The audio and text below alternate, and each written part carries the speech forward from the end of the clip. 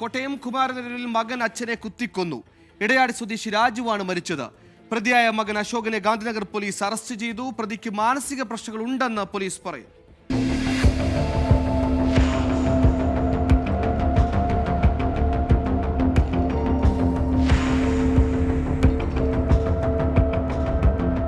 ചൊവ്വാഴ്ച രാവിലെയാണ് കുമാരനല്ലൂർ മേൽപ്പാലത്തിന് സമീപം ഇടയാടിയിൽ മകന്റെ കുത്തേറ്റ അച്ഛൻ മരിച്ചത്.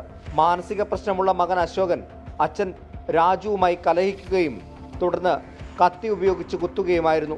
ബഹളം കേട്ട് ഓടിക്കൂടിയ നാട്ടുകാരാണ് സംഭവം ആദ്യം അറിഞ്ഞത്. ഇവർ വിവരമറിയിച്ചതിനെ തുടർന്ന് ഗാന്ധിനഗർ പോലീസ് സ്ഥലത്തെത്തി. വാതിൽ തകർത്ത് പോലീസ് അകത്ത് കയറിയാണ് പ്രതിയെ കീഴടക്കിയത്.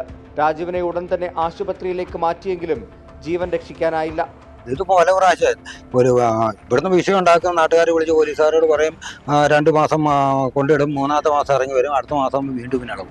അച്ഛനും മകനും മാത്രമാണ് ഈ വീട്ടിൽ താമസിക്കുന്നത്. മാനസിക പ്രശ്നമുള്ള അശോകൻ സ്ഥിരമായി അച്ഛൻ രാജുവുമായി വഴക്കിടാറുണ്ടായിരുന്നു. പലപ്പോഴും പോലീസ് ഇടപെട്ടാണ് പ്രശ്നം പരിഹരിച്ചിരുന്നത്.